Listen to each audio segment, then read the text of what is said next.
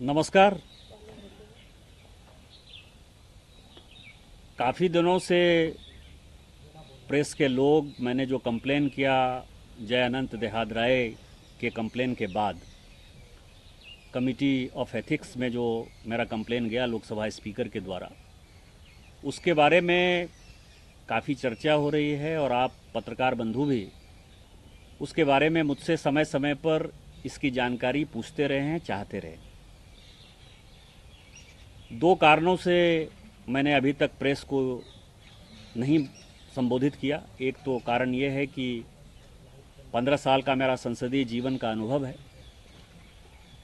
और वो ये सिखाता है कि किसी कमेटी में कोई बातें यदि आप विटनेस के तौर पर देते हैं तो उसको बाहर नहीं बोलना चाहिए कि आपसे कमेटी ने क्या क्या बातें की। दूसरा, दिल्ली हाई कोर्ट में मेरे लोकसभा अध्यक्ष को पहली बार ऐसा मैंने सुना अपने जीवन में कि मैं यदि लोकसभा स्पीकर को कोई पत्र लिखता हूं तो उसके ऊपर भी डिफेमेशन हो सकता है। First time in my life. लेकिन ये जमाना एक ऐसा जमाना है जिसमें कि हमेशा उल्टी गंगा बहती है, तो बहती रही। लेकिन आज जब सभी चीज़ों की इंतहा हो गई, इसके पहले कई एक मीडिया हाउस में चला कि कितनी बार देहादराय से किस तरह के प्रश्न पूछे गए,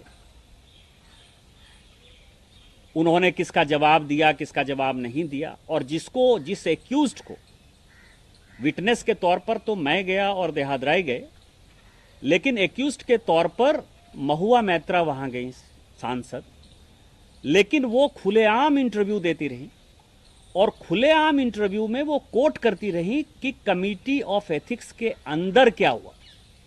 अब सही है या गलत है, लेकिन उन्होंने जनता के बीच में एक गलत नैरेटिव बनाने का प्रयास किया। और आज जो कुछ भी हुआ, ये संसदीय इतिहास का सबसे काला दिन है। ये मुझे याद आ रहा है कि कांग्रेस और उसके समर्थित दल डेमोक्रेसी में कैसा विश्वास करते हैं। यदि आपको ध्यान हो तो 2G में जब public accounts committee doctor Murli Manohar Joshi ji के नेतृत्व में रिपोर्ट एडॉप्ट करना चाहती थी, तो यही कांग्रेस के सारे सांसद टेबल को तोड़ दिए, नाचने लगे, फाड़ दिया कमेटी के अंदर। और डॉक्टर मुरली मनोहर जोशी जैसे बुजुर्ग आदमी का, सम्मानित आदमी का, एक मंझे हुए पॉलिटिशियन का जो है कांग्रेस ने अपमान किया। 2G की रिपोर्ट उन्होंने पीएससी की नहीं आने दी आज तक। ठीक आज जो कुछ भी हुआ उसी तरह से, चूंकि एक अनुसूचित जाति से आने वाला व्यक्ति एथिक्स कमेटी का चेयरमैन कैसे हो गया, विनोद सोनकर जी अनुसूचित जाति के हैं, और वो एथिक्स कमेटी के चेयरमैन कैसे हो गए, ये उन लोगों को पच नहीं रहा है और उनके खिलाफ अनर्गल बयानबाजी हुई। इसमें क्या है रीजन, जो उन्होंने कहा वो मैं बता रहा हूं, और जो बातें मीडिया से छनकर आई हैं। सवाल क्या था, मेरा पत्र क्या है, देहादराय का पत्र क्या है, और सवाल एथिक्स कमेटी के सामने क्या है।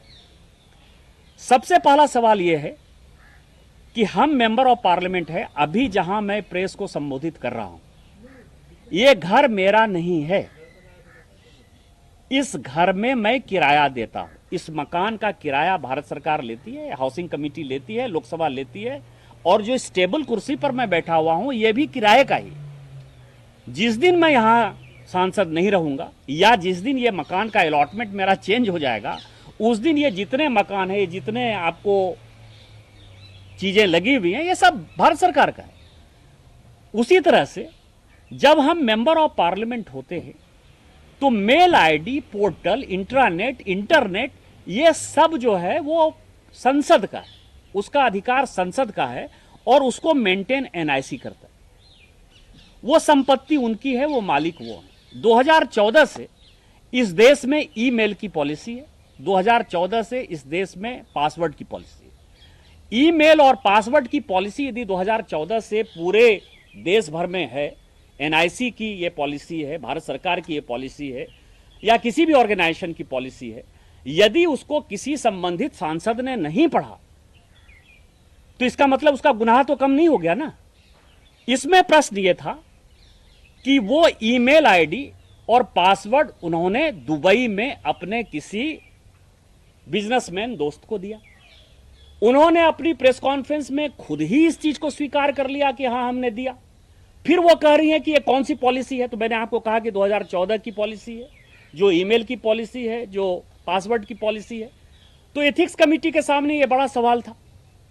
दूसरा सवाल मैं आपको बताऊं और आपकी जानकारी बता दूं, जो प्रेस से मुझे पता चला है और जो महत्वपूर्ण है, जो बातें मैं कह रहा था कि जब कमेटी ऑफ एथिक्स ने भी एनआईसी से लॉगिन के बारे में पूछने का प्रयास किया, तो जो मेरी जानकारी है, जितनी प्रेस के माध्यम से जो मुझे पता चला है, कि एनआईसी ने और मिनिस्ट्री ऑफ आईटी ने डाटा देने से एथिक्स कमेटी को मना कर दिया और यह कहा कि एथिक्स कमेटी पार्लियामेंट नहीं है, पार्लियामेंट इसका मालिक है, पार्लियामेंट यदि चाहेगा तो हम देंगे।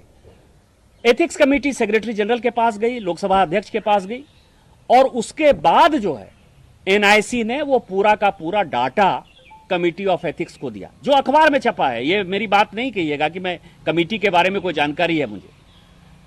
अब आप समझिए, वो ये कह रहा है, जो जयनंत देहात राय ने आरोप लगाए, उसने ये आरोप लगाए कि बिजनेस राइवलरी में इस तरह के 61 प्रश्न में से 50 प्रश्न ऐसे पूछे गए जो कि दर्शन हीरानंदानी को मदद करते थे।